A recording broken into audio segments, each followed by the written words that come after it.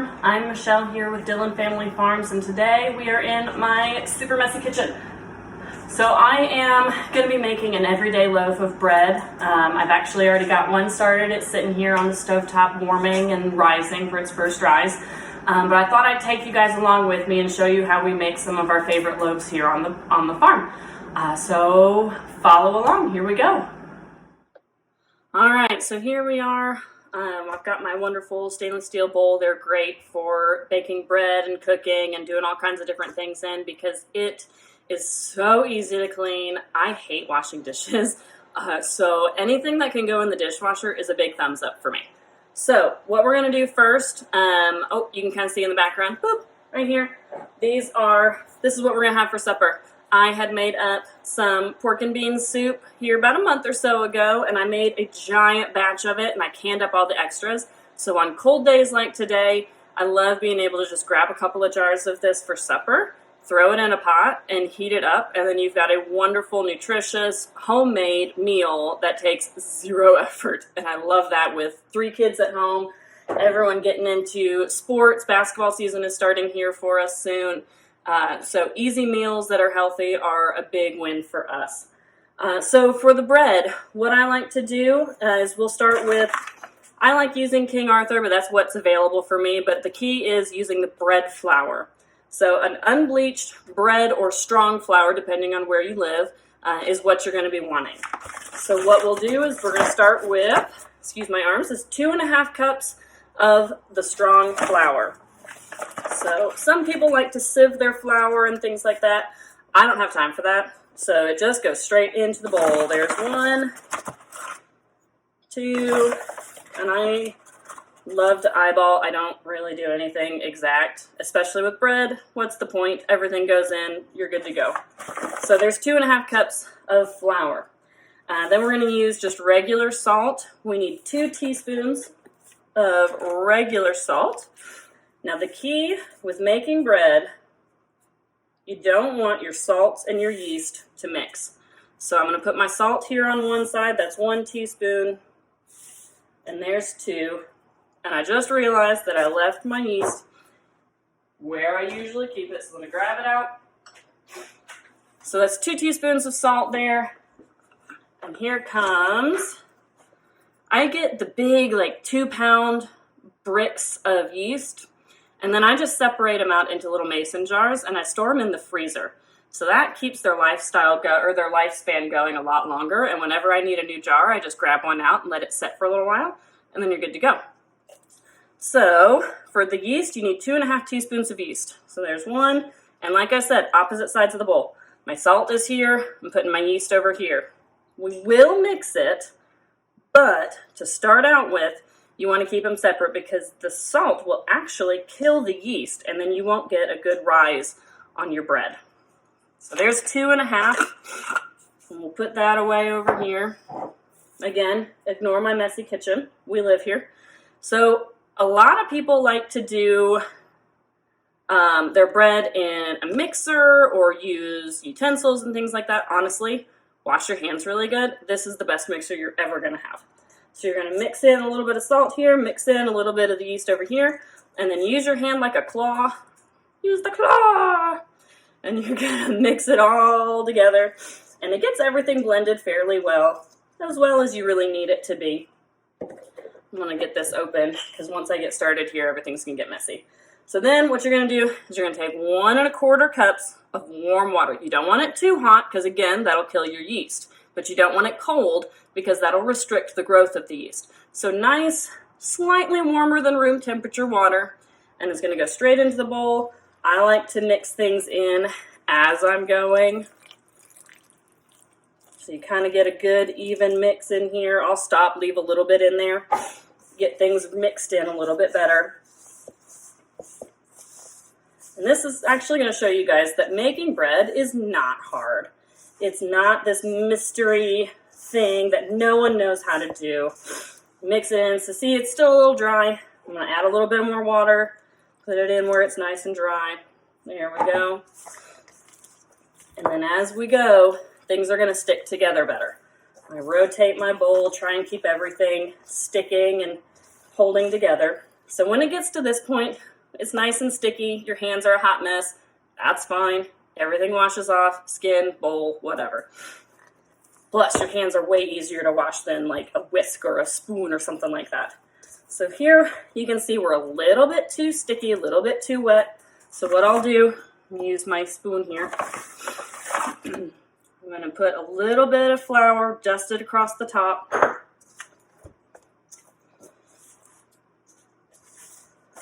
And then you're just going to start pushing it. Just push it into the bowl. And this is actually kneading it. You're mixing it together, but you're also getting a nice knead in. So you push it. Oh, see, a little bit sticky again. Add a little bit more here on the top. And I'm going to peel my fingers off. It's a nice exfoliating feature here. Just kidding, not really.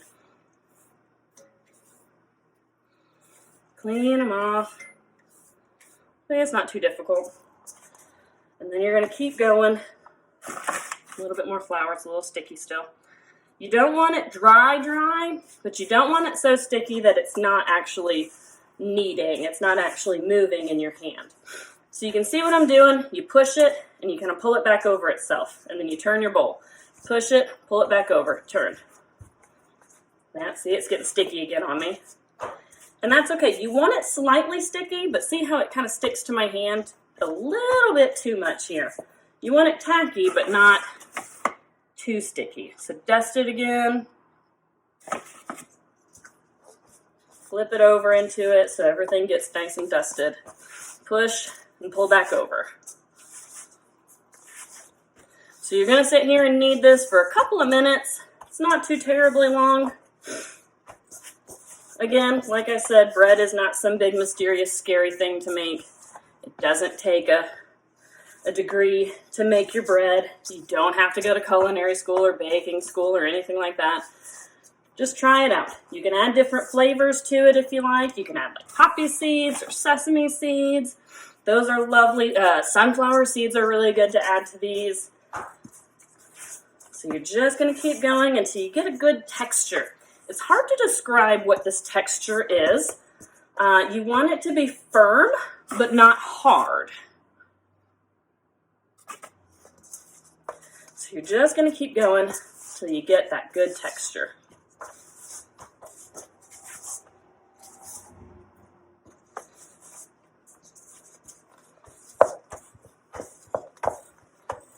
And there's no wrong way to knead the dough. Whatever is working for you is perfect.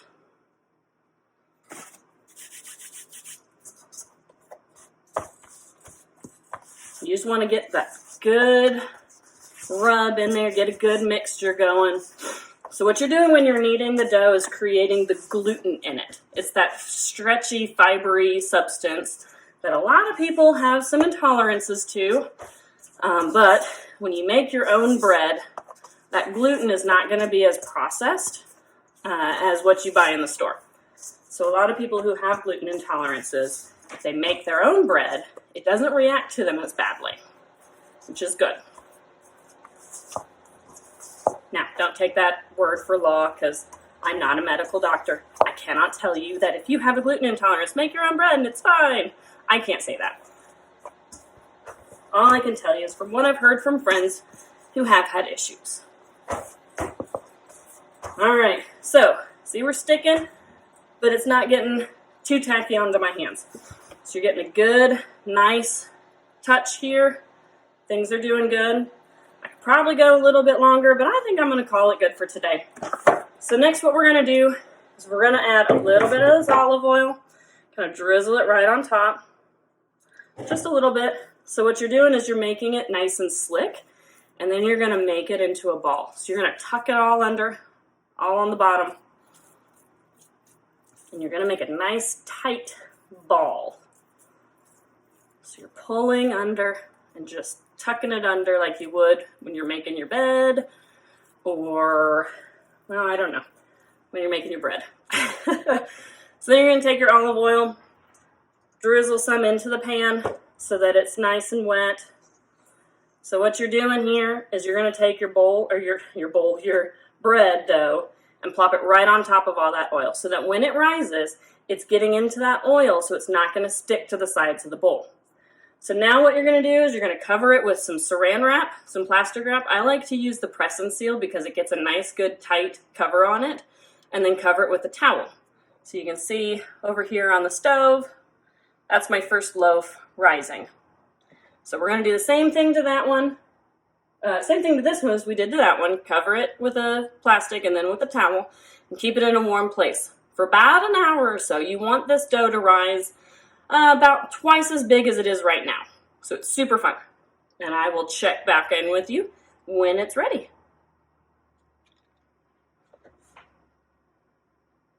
All right, guys, welcome back. We've got our 2 breads here. This is the one I started a little bit earlier. This is the one I made on the video. Let's go ahead and check it out here. Get my teapot out of the way. Let's check on it, see where we're at. We're at just right around an hour of rise time. Oh, look how pretty. I'd say that looks pretty good. All right, let's get it over to the table and we'll get it working on it. All right, here we are. So I've got our bread here in our bowl. We're going to take off the plastic. Don't throw it away because you're going to use it again. Just set it off to the side where it's out of your way. So what we're going to do now is we're going to take a little bit more of our flour and we're going to sprinkle it just on your clean countertop. Just a little bit. And so a lot of times with breads, they're going to tell you to deflate the dough. So the way this has risen, it's got a lot of air pockets, a lot of gases inside it that's made it grow bigger. Excuse me. But with this particular loaf, you don't want to decrease all of those pockets. All right, so normally you whack it and it decreases and it's really fun. I enjoy it. It's kind of crazy. But with this one, you want to keep it as tight as you can. So we're going to reach in with both hands and lift it up. It's a little dribbly. And we're going to put it down on the table. All right? So from here, we're going to tuck and turn. Tuck and turn. Until you get a nice little ball again. Just like this. Tuck and turn. Until things start staying in. So you're just taking your hands and tuck and turn. So that things are nice and tight. You get a good round ball. All right, that was pretty easy. So now we're going to take this and we're going to put it on a piece of parchment paper. I love baking with parchment paper because then there's nothing to clean up. It goes in the trash. So you've got your little ball. You might want to do a little bit more as you pick it up just to keep it round. And there you go, right on the top of your parchment paper. So from here, what you're going to want to do, I got to find my really sharp knife somewhere. My husband hides them from me because I cut myself a lot. This one's not very sharp, but it'll work. So you're going to take your sharp knife and you're going to score it across the top. They sell a tool that does this, and I've wanted one for years. Hint, hint, husband. Hint, hint. I want one for Christmas. But it just cuts the top. That way when it bakes, it's going to come up and open up and have that nice crisscross look to it. You can make designs in it, you can make it pretty, you can do whatever you want, but really just simple. Something simple so that it has room to grow as it bakes. So, I told you to keep that plastic wrap. Here's mine again. Now, I use the press and seal, so one side is a little bit tacky and the other side is not. You want the not tacky side, and we're going to put the not tacky side over your dough and take that tea towel that you were using earlier, and you're going to cover it back up. So it's going to sit for another 20 minutes, and during that time, I will probably get that one started. It might need a little bit more time. I'll take a look at it and see where things are, and then we'll get ready to put things in the oven. We'll see you then. One thing I forgot to mention, while this is rising and it's getting ready to go, come over here to your oven, and you are going to set that puppy at 500 degrees. So it's preheating for me right now. But 500 degrees is where you want to put that at. It's not going to bake the whole time at that high temperature, just at the beginning, and then we'll bump it down so that it gets the nice crust on the outside, because everybody loves that nice crispy, crinkly crust, and then a soft, doughy inside. So while that's rising, preheat your oven so that you're ready to go at the right time. Okay guys, it's been about 20 minutes. Let's take a look. see how our bread is doing. Oh, it got a little sticky to it. You can put, and I probably should have, a little bit of flour on top, because it's a wet dough. It does like the sticky. There we go. It'll be okay.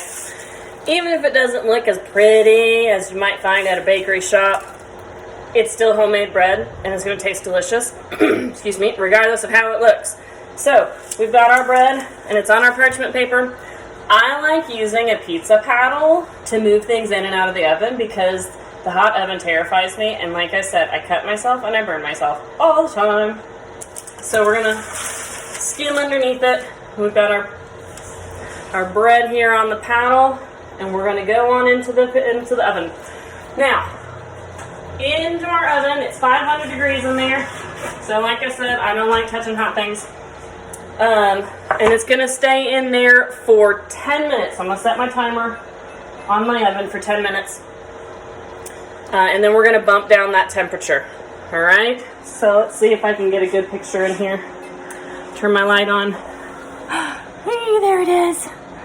So I use it on a pizza stone. If you don't have a pizza stone, that's fine. You can use a cookie sheet. Just make sure you put that cookie sheet in the oven before you turn it on. So it's preheated and it stays in the oven. You don't want to take it out and put it back in because it's going to lose that heat. So that initial heat on the bottom is going to help keep that crust nice and crusty on the bottom as well. So 10 minutes here, and then we'll bump it down to, I think it's 325. I'll put everything in the notes so you know what we're doing, and then we'll be able to take it out. All right, we'll see you then. Okay guys, so I took that second loaf and I actually did put flour on it after I turned it into that nice little tight ball. So now I'm going to take my knife and we're going to make an X. Ooh, that one had a nice big cavity inside. That's going to be interesting to see how that turns out. And there we go. So that is all I did, and then we're going to cover that with plastic again and the towel. So while the first loaf is in the oven, this one is doing its second rise, and then we'll pull it out and put that one in. Alright, so we're back. I've taken the first one out, and the second loaf is ready to come out right now. So I'm going to grab my oven mitt and my paddle. And our oven really traps in the heat, so I always have to open it up for a second before I stick my face in there. Alright, so this is loaf number 2 coming out. It's got some beautiful color to it. This is the one that I said had that funky little air pocket inside. I gave it a little bit more character, I think. So put it on the cooling rack here. And what we're going to do now is I have that first loaf. Here, let me show you guys. So here are our 2 loaves. We've got the first one here. Whoops, where am I at? There we go. First one here. This one came out. You can see didn't really have much of the definition on that crossing. This one has a little bit better.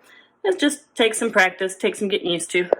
So what we're going to do now is I'm going to cut open that first loaf, and we'll see what it looks like inside. Okay, folks, here is that loaf.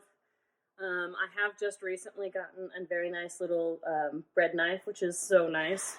Because before I was just using just a butcher knife or a kitchen knife, and you don't get quite as good of a cut.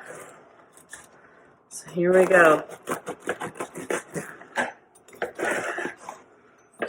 There we are. You get a nice texture to it. You really want to wait for these to cool all the way. I cut it a little early, so it's a little warm still, but if you cut it when it's too hot, the inside can get a little gummy, and then it's not as great to eat. It has a little bit of a weird texture in your mouth. But here is that loaf, all cut open. It's a beautiful little crust here, and it'll go great with our supper tonight. Guys, thanks so much for watching. That's it for me today. I hope that this video gives you the courage that you need to try making bread on your own. It doesn't have to be perfect. It doesn't have to be beautiful. As long as it tastes good and it feeds you, that's what counts. So if you have any questions, put them down below in the comments section. I'll try and get to everyone. Otherwise, like and subscribe to our channel, and we'll have lots more baking and cooking, canning, all kinds of fun things coming up here soon. Thanks for watching.